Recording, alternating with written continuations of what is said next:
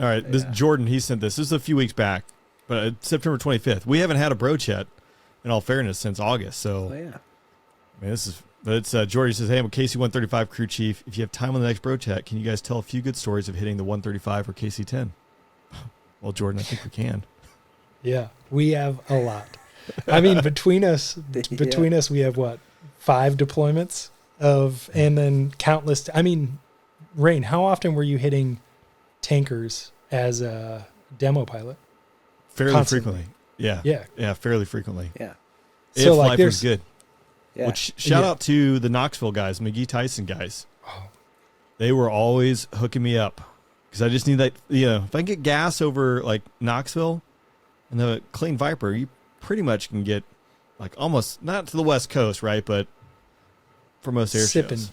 Sipping gas up there. Yeah. Get up in the high 40s. I will say the tanker units, they're the most bro units probably that there are. Yeah. Like, they're never fussy. They always hook you up when they can.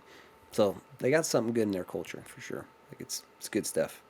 Yeah. I think I did my. Yeah, go ahead.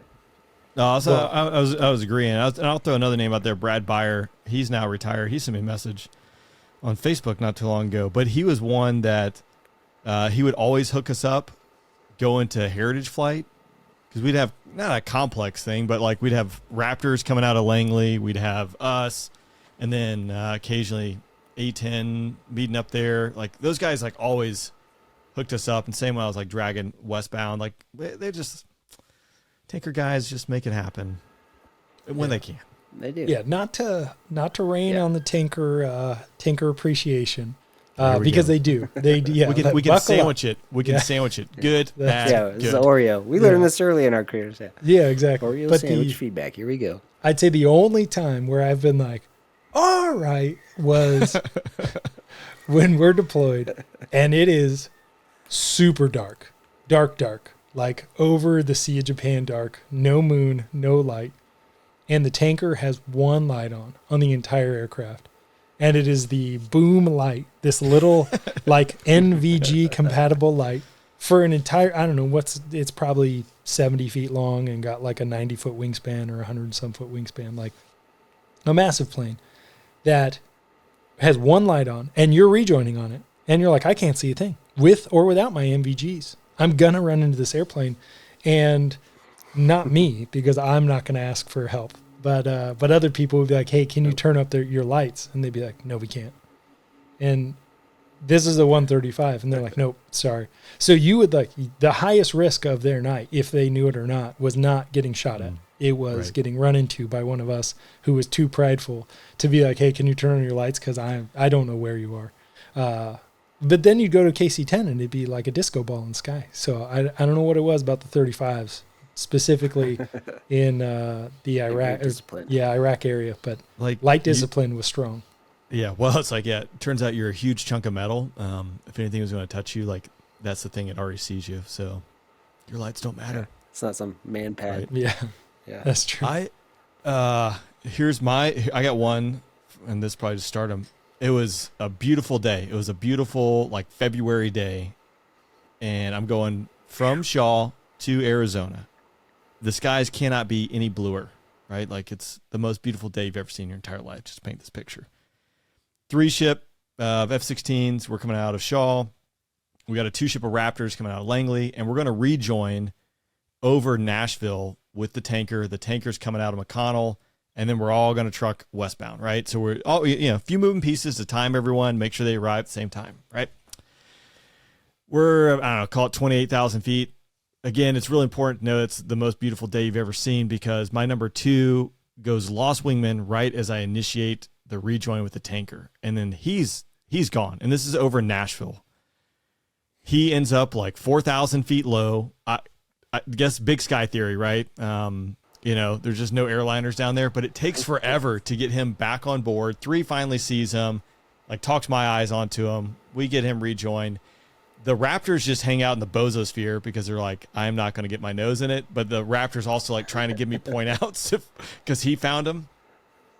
But I get behind the tanker and I again, cannot be any more stable because the air is just so clear and beautiful. And I'm just sitting back there and they're not moving the boom. I'm talking to him. I'm trying to talk to him on the radio. Nothing.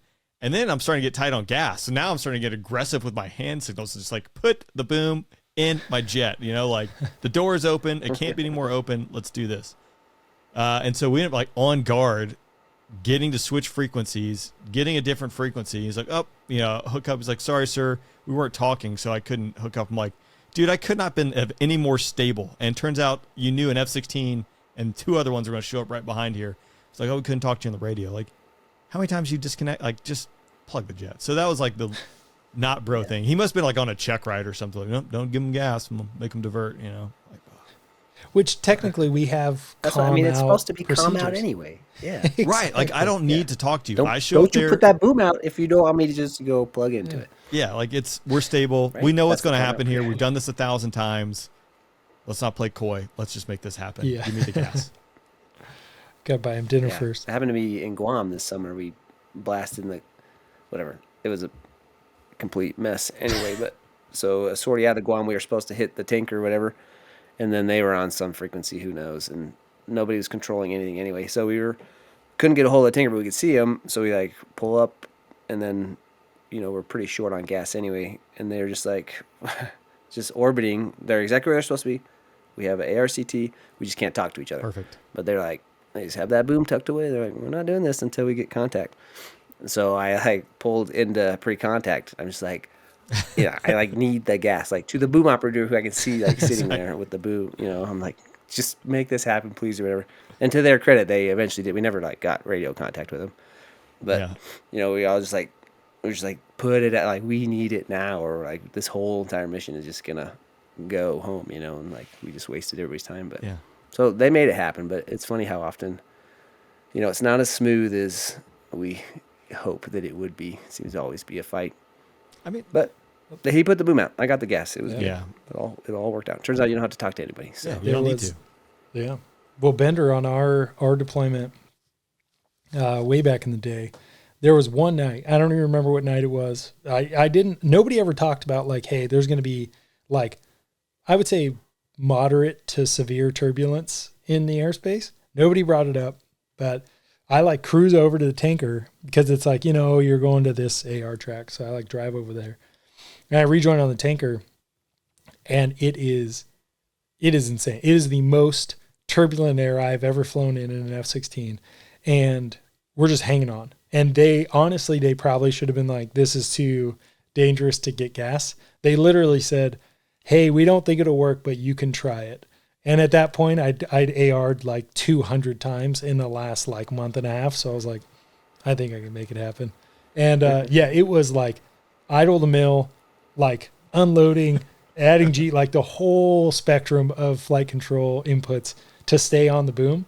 But they made it work. They easily could have been like, no, like this is like, cause I was all over the window just trying to stay on the boom, and they let it happen. So they must have been like at the end of their 2 months there where they were very confident in our ability, and we'd been there for a while. But yeah, I appreciated whoever that crew was for helping like Weasel 5-2 get gas.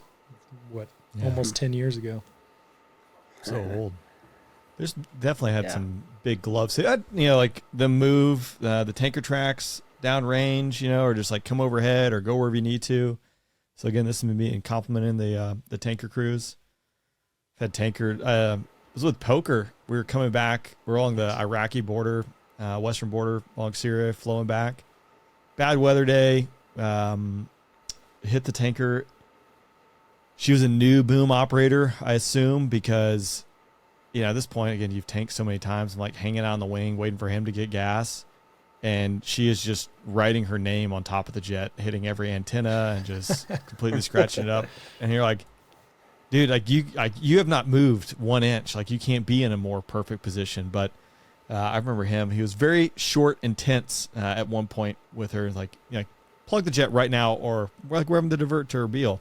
She eventually figured it out, but it spanned everything from like the ones you don't have to say anything. You just slide right in position, get your gas, go to everyone's new at some point, I guess. Yeah. You I get the love old those. like the guard tankers that are out there, and then you check in with a boom, and it's this guy, it's like 62-year-old boom operator, who's, smoking for 75 years Yeah. before he came out of the boom. It's like crazy. It's like, yeah, you're pre-contact, whatever. Like, this is gonna be a good night. Yeah. Yeah. He doesn't care. He's probably not even looking out the window. He's just like, whatever, do your thing. Yeah. You always get, you get good gas from those. The guard units that's where it's at. Have you guys tanked off the KC-10 in your new fighter platforms? Can that KC-10 boom move you guys around like you can the Viper? Yeah. Yeah. Even the C model. Like C model is a big jet. But yeah, it doesn't, it's not like the F-16, but but it's definitely noticeable. Like the 46, like you have like added power. Like you kind of stay high on the power. Like, oh man, this is like, I can feel the jet pushing into the boom. Stand by. Really? Yeah, I was like, is that my door? You're muted, Rain. What were you saying?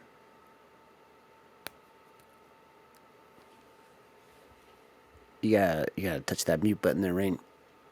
Look at that, man. We were doing so good. Phew. Vader got a knock on the door, trying to cover it. I was just wondering, have you tanked off the KC-46, Vader? I have, yeah. Yeah. Yeah, it was pretty chill. It was in the day, though. I mean, actually, I think we did it at night, too. And it was fine. Yeah, it was, I don't remember, it didn't feel that different than the other tankers.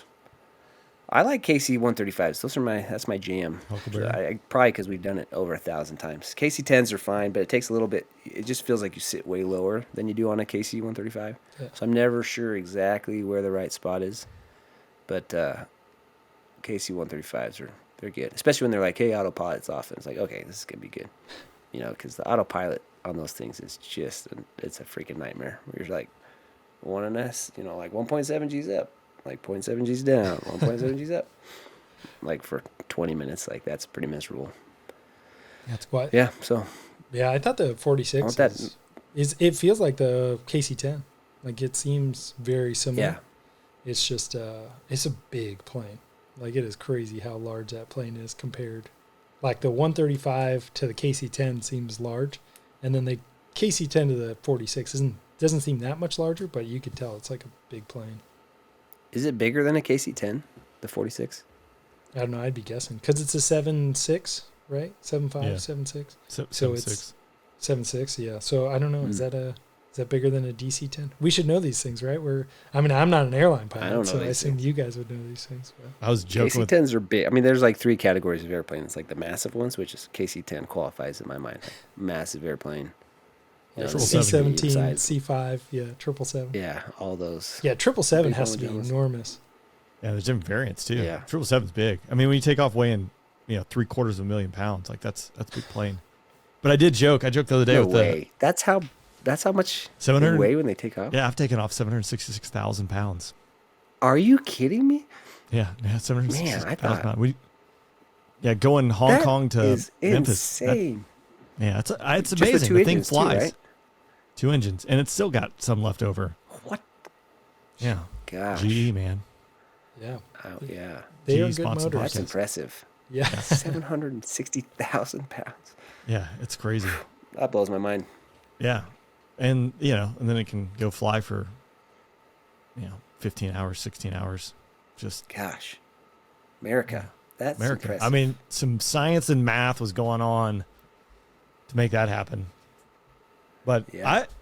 God, That's that's unfair. I thought when I heard 190,000 pounds out of a tanker, I'm like, that's dangerous. But 760,000 pounds. I think I mean a little bit different too. Like maybe call it 250,000, 245,000 pounds of gas. Probably 170,000 Just pounds to of do cargo. some rough math. Yeah. How many gallons of gas? You said how much gas? 250,000? Yeah, you can just call it 250. I mean, it's a lot of gas, and then go fly for Only 37,000 gallons of gas sitting in that airplane. yeah. Wouldn't want a spark to go off. Yeah. Nope.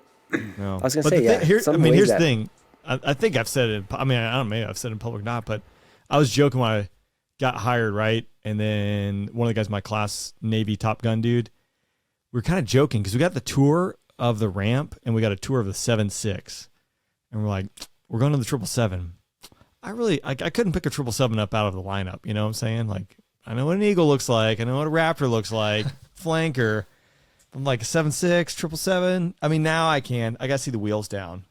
The main trucks on the 777's got 6 wheels. So there's the little cheater for you. A350's gotten easy for me with the. What's that? Yeah. I said the difference between a 7.6 and 7.7 you're talking about? They look the same. Yeah. That's like the easy button for me to like figure it out. And then a DC-10 versus, or I guess a KC-10 versus, or an MD-11 versus like an MD-10 winglets. MD-11's got the winglets, so DC-10. Yeah, man, it's same for MD-10 basically. Yeah, someone's gonna hear this, but like, this guy's an idiot. You got all this wrong, but exactly. Whatever. Every captain I flew with the Delta was like, this guy's an idiot, because they'd be like, hey, follow the 7.3 or whatever. I'm like, I can't hit that, like, can you give a tail number? Like, I have no idea. Or LaGuardia is like, especially when they get into the region, they're like, follow the CRJ whatever. I'm like, dude. Yeah, I don't know what that is. They're all CRJs. Like, dude, I have no idea. Can you count them off for me? Like, I don't get it. Yeah. I feel like, and that didn't change. 9 months later, I still didn't know. So. Yeah, it's not going to change even still.